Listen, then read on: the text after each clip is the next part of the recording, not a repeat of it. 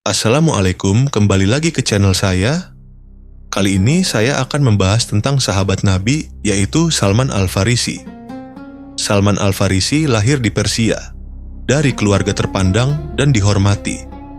Ayahnya adalah penjaga api, tokoh penting dalam agama Majusi. Sejak kecil, Salman dididik untuk menjaga api suci agar tidak pernah padam. Api itu disembah, dihormati, dan dianggap sebagai Tuhan. Namun seiring bertambahnya usia, hati Salman mulai gelisah. Ia bertanya dalam diam, bagaimana mungkin api yang aku jaga setiap hari menjadi Tuhan yang menciptakan aku? Pertanyaan itu tidak ia ucapkan, namun terus hidup di dalam hatinya. Ia mulai merasa bahwa kebenaran sejati belum ia temukan. Suatu hari, Salman melewati sebuah gereja. Ia mendengar suara doa dan nyanyian yang lembut. Ia masuk dan memperhatikan. Di sana, ia merasakan ketenangan yang tidak pernah ia rasakan saat menyembah api. Sejak hari itu, hati Salman berubah.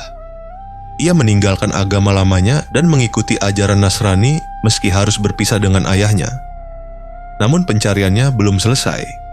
Ia berpindah dari satu guru ke guru lain, mencari ajaran yang paling benar. Dan setiap guru berkata, akan datang seorang nabi terakhir di tanah Arab.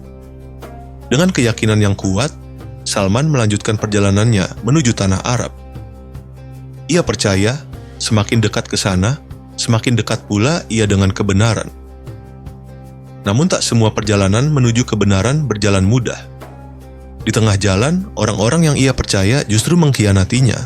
Salman ditipu, dirampas kebebasannya, lalu dijual sebagai budak. Dari seorang pencari kebenaran, ia berubah menjadi milik orang lain. Ia dipindah-pindahkan, dipaksa bekerja tanpa upah, tanpa kepastian masa depan. Namun yang paling berat bagi Salman bukanlah rantai di tubuhnya, melainkan rasa sepi di hatinya. Ia jauh dari tanah kelahiran, jauh dari guru-gurunya. Dan kini, ia tidak memiliki apa-apa selain keyakinan kepada Allah. Di saat orang lain mungkin putus asa, Salman justru semakin yakin. Ia berkata dalam hatinya, jika ini jalan menuju kebenaran, maka aku akan bersabar. Dan dengan kesabaran itulah, Allah sedang menyiapkan pertemuan terindah dalam hidupnya. Takdir membawa Salman ke Madinah. Di kota itulah, ia mendengar kabar tentang seorang nabi bernama Muhammad Sallallahu Alaihi Wasallam. Jantungnya berdegup kencang. Ia teringat pesan para gurunya, akan datang nabi terakhir, ia tidak menerima sedekah, menerima hadiah, dan memiliki tanda kenabian di punggungnya. Salman tidak gegabah. Ia ingin yakin sepenuh hati. Pertama, ia membawa makanan dan berkata, ini sedekah. Rasulullah tidak memakannya. Kedua, ia membawa makanan dan berkata, ini hadiah. Rasulullah menerimanya. Hati Salman semakin bergetar. Lalu ia melihat tanda kenabian itu. Saat itulah Salman menangis. Ia bersujud dan mengucapkan syahadat. Meski ia masih seorang budak, hatinya telah merdeka. Ia berkata, segala penderitaanku terbayar hari ini. Rasulullah tidak menutup mata melihat keadaan Salman. Beliau membantu membebaskannya dengan meminta para sahabat bergotong royong. Sebagian menyumbang kurma, sebagian menyumbang tenaga. Hingga akhirnya Salman merdeka. Ia bebas, bukan hanya dari perbudakan, tetapi juga dari pencarian panjang yang melelahkan. Beberapa waktu kemudian, Madinah terancam. Pasukan besar datang untuk menghancurkan kaum muslimin. Dalam kondisi genting itu, Salman mengusulkan strategi yang asing bagi bangsa Arab, menggali parit. Rasulullah menerima usul itu. Salman bekerja bersama para sahabat, bahkan Rasulullah ikut menggali. Dengan izin Allah, parit itu menjadi penghalang besar yang menyelamatkan Madinah. Dalam satu kesempatan, para sahabat berbeda pendapat. Sebagian berkata, Salman dari golongan kami. Sebagian lain berkata, Salman dari golongan kami. Rasulullah pun bersabda, Salman adalah bagian dari keluargaku. Kalimat itu begitu agung. Seorang Persia, bekas budak, diangkat menjadi bagian dari keluarga Nabi Shallallahu Alaihi Wasallam. Salman hidup sederhana hingga akhir hayat. Meski pernah memegang jabatan, ia tidak tertarik pada kemewahan.